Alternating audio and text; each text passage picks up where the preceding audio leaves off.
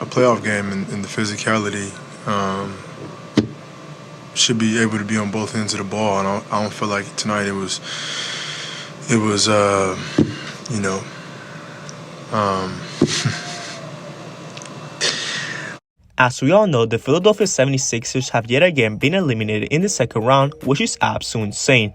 Even when they traded Ben Simmons away this past trade deadline, the team still reached the same spot as last year, and well, it's time to expose the guy that was supposed to change everything, James Harden. During this past playoffs, he averaged a whopping 19 points per game while shooting 40% from the field and 36% from 3. Not only that, but he also shot a career-low 7 free throw attempts per game this playoffs, which is crazy to think about. Therefore, with all this being said, why does James Harden keep choking in big playoff games? Why can he not ever get over the hump? Is it a mental thing? Well, let's talk about it right now. What's good, YouTube? Today I'm back with a new video, and today I'm going to be talking about James Harden and why he keeps choking in big playoff games. So let's get straight to it. The first reason why James Harden has always choked in the playoffs is because of his shot selection. Since teams have great defensive strategies to guard him, the man is forced to take a lot of bad shots and commit some awful turnovers. The man just loves to over-dribble until the shot clock expires, which of course hurts the momentum of the team as well as his field goal percentage. During the 13 years that he has made the playoffs, Harden has a field goal average of 43%, a 3-point average of 33%, and a turnover average of 3.4 per game. Those numbers right there are absolutely horrible for someone of Harden's caliber, and it's surprising how the pressure really gets to him. In important games, Harden has a ton of mental breakdowns and just forgets how to play basketball. He just does not have the killer instinct or the will to put his team over the top unless it is a meaningless game. Like ESPN writer Zach Lowe stated, most of Harden's best playoff games are when his team is up 3-0, down 3-0, up 3-1, or down 3-1. A lot of his crunch time buckets are like, oh, Golden State's up 8, we'll concede a layup so you don't get a 3, and Harden inflates his crunch time field goal percentage from 0 to something better than 0 with essentially a conceded layup. Also, I did more research on Harden's playoff career and I found out this wild stat. In 137 playoff games, Harden has 11 games shooting 18% or worse from the field, 23 games shooting 29% or worse from the field, 54 games shooting 38% or worse from the field, only 46 games has he shot 48% or better from the field, and 19 points or less in 51 games. You can do whatever you want with this information, but this is a horrible look for Harden's legacy. He really cannot do anything other than flopping and doing the occasional 3. The funniest thing about this though is that Harden cannot even flop that much anymore. The arm hold thing that he used to do back then to his defender is banned from the game of basketball, and it's really made Harden less aggressive to the basket. Also, it is worth noting that Harden's step back shot has slowly faded away from his game. I know this sounds crazy, but Harden barely does this move anymore. The reason for this is because this move is just too predictable.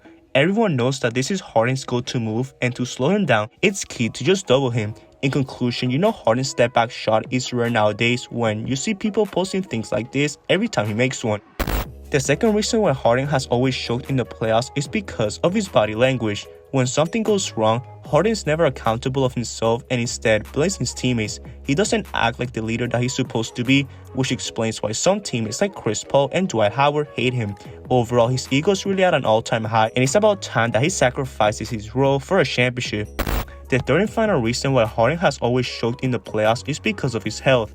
If it's either an injury or an off-the-court activity, there's always something getting in Harden's way during the playoffs.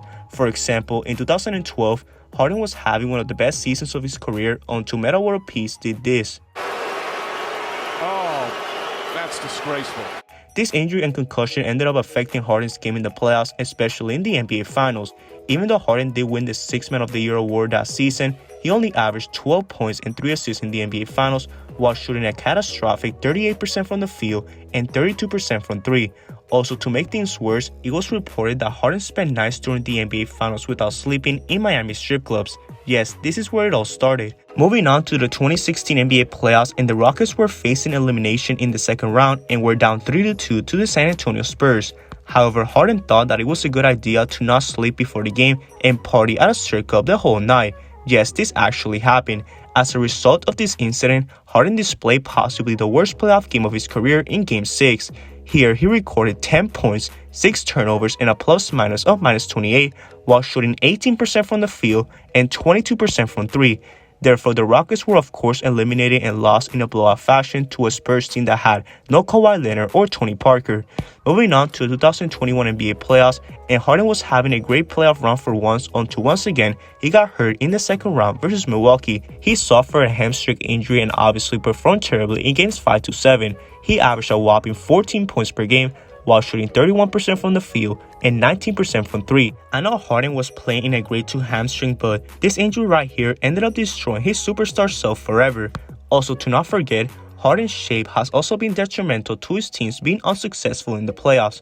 Overall, he doesn't have the level of commitment and desire to win a championship, which is the main reason why he will always be known as one of the biggest playoff chokers of all time. And that concludes the video. What do you guys think of James Harden? Where do you rank him all time in the shooting guards list? Let me know your thoughts down in the comment section below. Make sure you guys like the video if you enjoyed it, subscribe for more basketball content, and turn on post notifications to get notified of my official videos. I hope everyone has a great day. Peace out.